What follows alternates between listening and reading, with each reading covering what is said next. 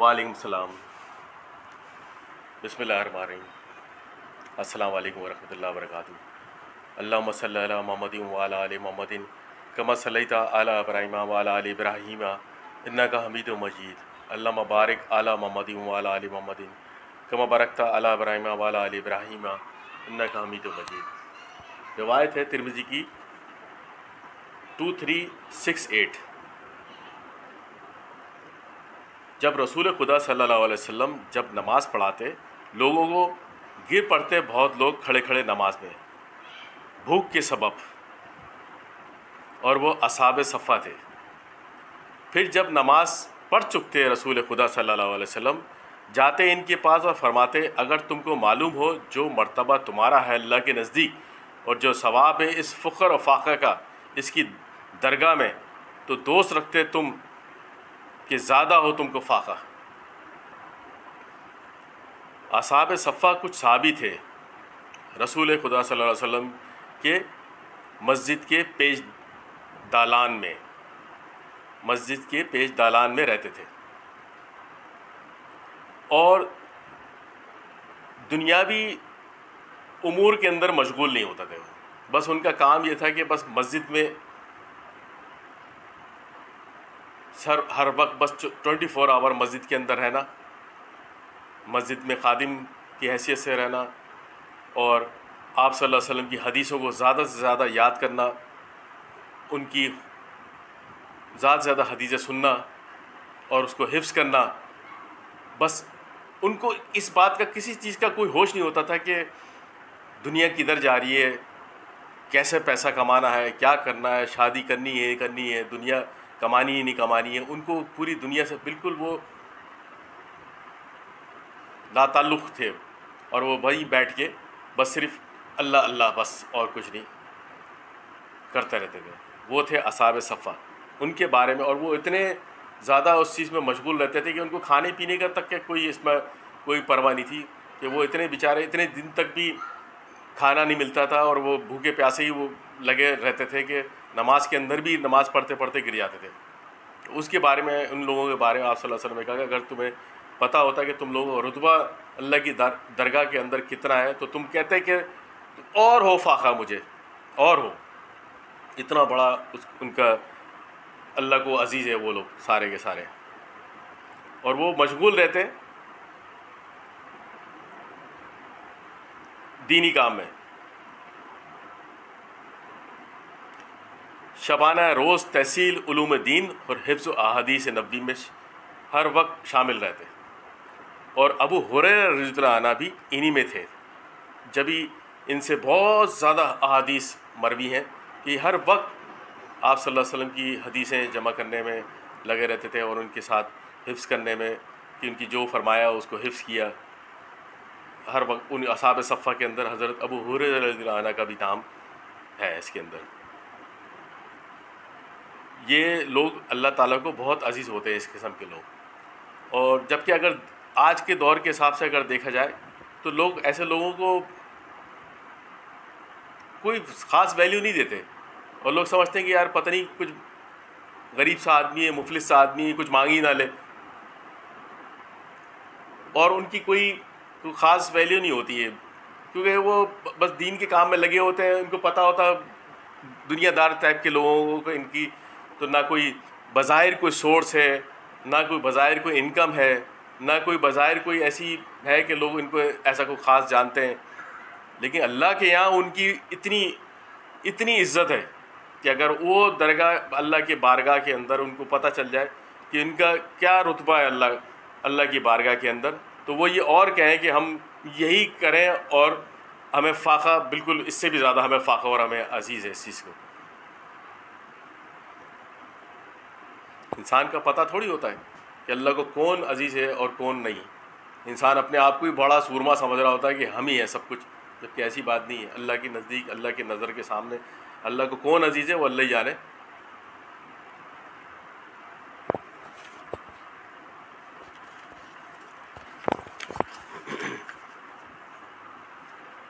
اسی طرح ایک اور حدیث ہے ترمذی کی 2373. روایت ہے ابو ہریرہ رضی اللہ عنہ سے کہ فرمایا رسول خدا صلی اللہ علیہ وسلم نے، نہیں ہے غنا اسباب و سامان کے سب ہونے سے، یعنی کہ مال و دولت کے ہونے سے انسان کا غنی ہونے کا کوئی تعلق نہیں ہے، جبکہ ہم اس دنیا میں رہ کے کیا سوچتے ہیں کہ جس کے پاس روپیہ ہو، پیسہ ہو، دولت ہو، جائیداد ہو، عزت ہو، مرتبہ ہو، طاقت ہو، پاور ہو، وہ غنی ہے. نہیں، جبکہ اللہ کے یہاں غنی دل سے ہے، دل کا غنی. اب آپ اس میں سوچیں گے کہ یار یہ دل کا غنی کیا چیز ہوتی ہے؟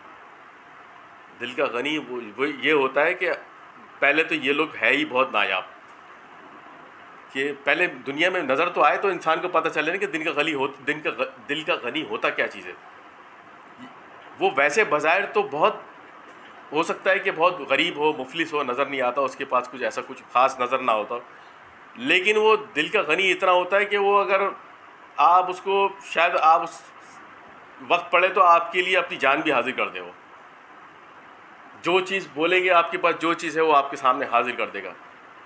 جو چیز نہیں بھی ہو سکتی ہے وہ اس کی کوشش کرے گا کہ کسی طریقے سے وہ آپ کو مل جائے، چاہے اس کی نظر میں اس کی اوقات کتنے کی بھی ہو، وہ اس چیز کو اس چیز سے کاؤنٹ نہیں کرے گا وہ.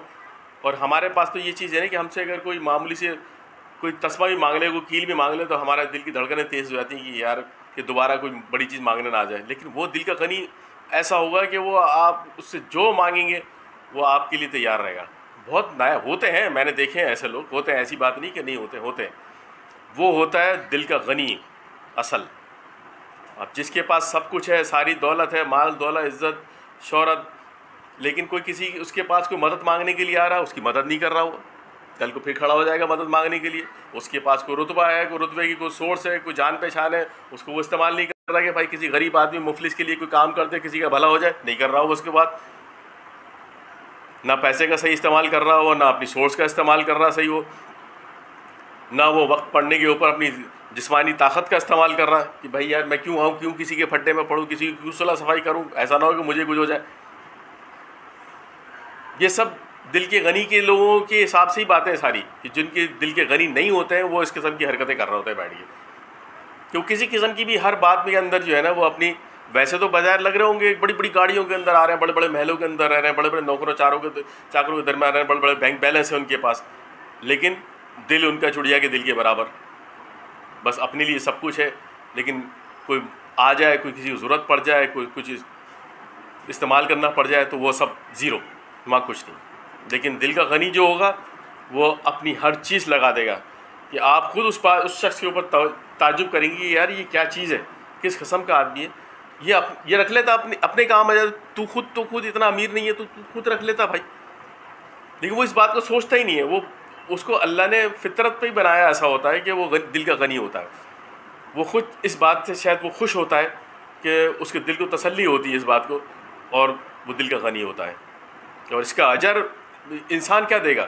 ظاہر سی بات ہے اس کا اجر صرف اس پروردگار کے پاس ہے. بس جو اس طریقے کا آدمی ہوگا وہی اس کا اجر دے گا.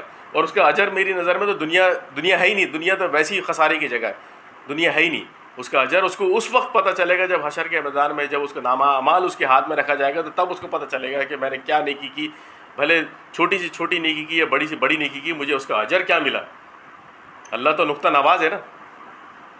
ہم تو یہاں سمجھ رہے ہوتے ہیں کہ زمین سے لے کے آسمان تک کی نیکیاں کر کے جائیں گے تو جنت میں جائیں گے، اور کوئی نیکی نہیں کرے گا تو کوئی جنت میں نہیں جائے گا. ایسا تو نہیں ہے.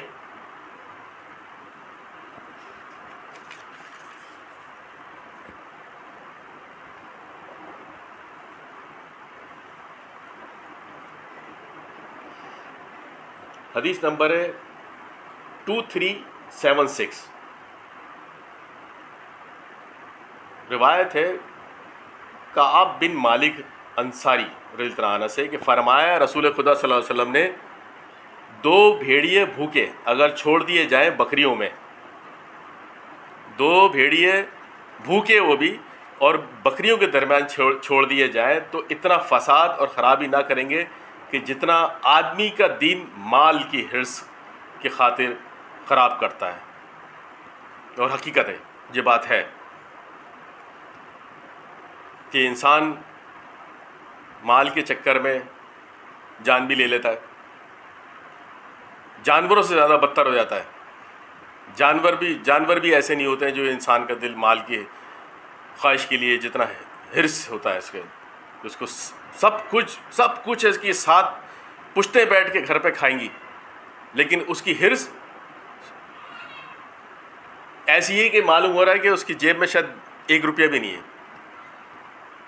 اور اس کی حصول کے لیے جہاں اس کے پاس اتنا مال ہے کہ 7 پشتیں بھی بیٹھ کے کھا رہی ہیں، اس کے حصول کے لیے وہ واقعی میں وہ جانور اور بھیڑیوں سے بدتر بن جاتا ہے، وہ کہ میرے پاس اور آ جائے، میرے پاس اور آ جائے، میرے پاس کیا کرے گا وہ، کیا کرے گا، اس کو کتنی زندگی ہے، کتنا کھا لے گا اور کتنی اس کی نسلیں کھا لیں گی، جواب کون دے گا؟ آپ تو چھوڑ کے چلے جائیں گے، جواب کون دے گا؟ اس کا حساب کتاب کون دے گا؟ حساب تو آپ کو دینا ہے نا۔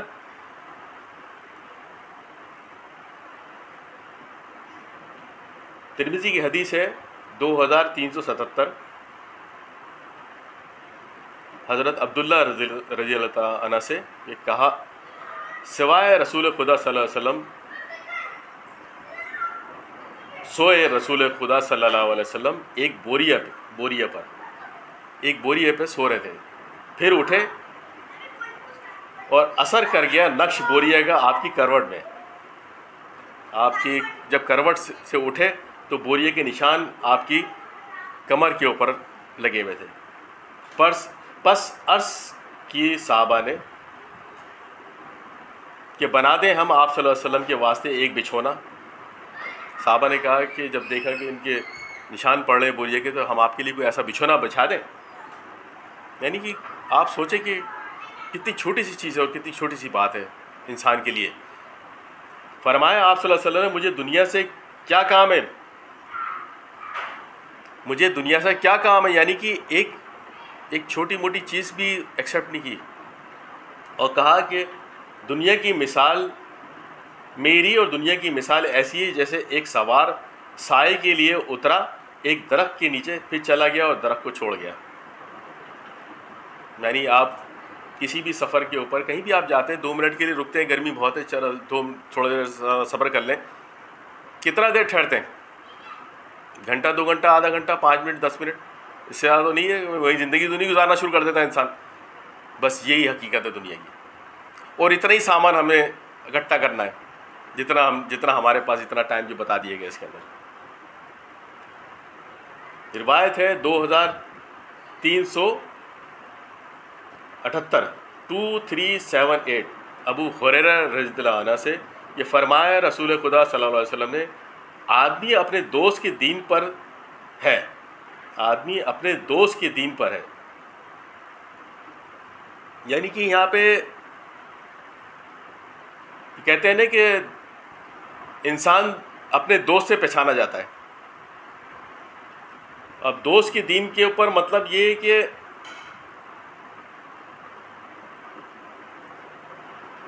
کہ دیندار دوست ہونا چاہیے آپ کا، نہ کہ بے دین۔ جیسی صحبت ویسی آپ دیندار لوگوں کے ساتھ بیٹھیں گے تو آپ کو اچھی صحبت ملے گی، بے دین لوگوں کے ساتھ بیٹھیں گے تو وہ آپ کو اپنی طرح بنا لیں گے۔ تو لہٰذا اپنی صحبت جو ہے انسان اطراف میں اچھے لوگوں کی رکھے، دیندار لوگوں کی رکھیں، پازیٹیو تھنکنگ والوں کی رکھیں، غنی لوگوں کی رکھیں، جو دل سے غنی ہو، اچھے لوگوں کی رکھیں، دیندار لوگوں کی رکھیں، جن سے اللہ راضی ہو، تاکہ آپ کو بھی اور بھی اس کا اثر اچھا پڑے، اور آپ کے اندر بھی کوئی برائی ہے تو وہ آپ کو سمجھائیں اور بتائیں کہ یہ چیز صحیح نہیں ہے، نہ کہ اس کو اور شے دیں کہ نہیں کچھ کے اندر بھی کوئی برائی ہے تو وہ آپ کو سمجھائیں اور بتائیں کہ یہ چیز صحیح نہیں ہے، نہ کہ اس کو اور شے دیں کہ نہیں کچھ نہیں ہوتا، ہم تو کرتے ہیں، آپ بھی کریں، کوئی فرق نہیں پڑتا۔ روایت ہے ترمذی کی 2379 انس بن مالک رضی اللہ عنہ سے کہ فرمایا، رسول خدا صلی اللہ علیہ وسلم نے، ساتھ جاتی ہے میت کے 3 چیزیں۔ جب انسان مر جاتا ہے تو اس کے ساتھ 3 چیزیں جاتی ہیں، پھر لوٹ آتی ہیں 2 اور باقی رہ جاتی ہیں اس کے ساتھ 1۔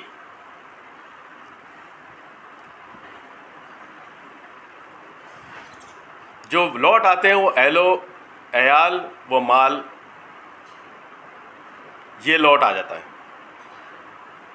جو ساتھ جاتے تو ہیں، ظاہر سی بات ہے، میت کو دفناتے ہیں، اہل و عیال والے جا رہے ہوتے ہیں، مال بھی خرچ کر رہے ہوتے ہیں بھائی اس کے مختلف، وہ بھی ساتھ ہی جا رہا ہوتا ہے اس کے مختلف حساب سے.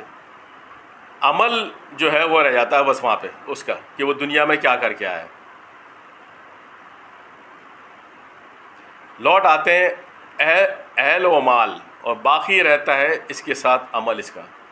تو میرے بھائی، جو آپ جب کے ساتھ جو ہے نا وہ صرف عمل ہے جو جانے والا ہے. تو عمل کے اوپر انسان زیادہ توجہ دے کہ عمل آپ نے کیا کیا، اچھا کیا برا کیا. اچھا عمل کیا تو اچھا ہی صلہ ملے گا، اور برا عمل کیا تو برا صلہ ملے گا.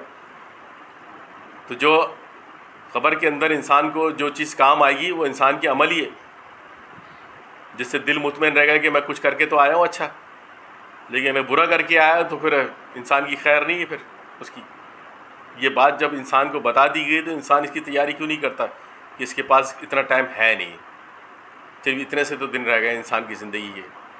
وہ بھی شکر ہی کہ اتنے سے دن رہ گئے، زیادہ ہوتے تو اور پتہ نہیں کتنی مستی کرتا انسان.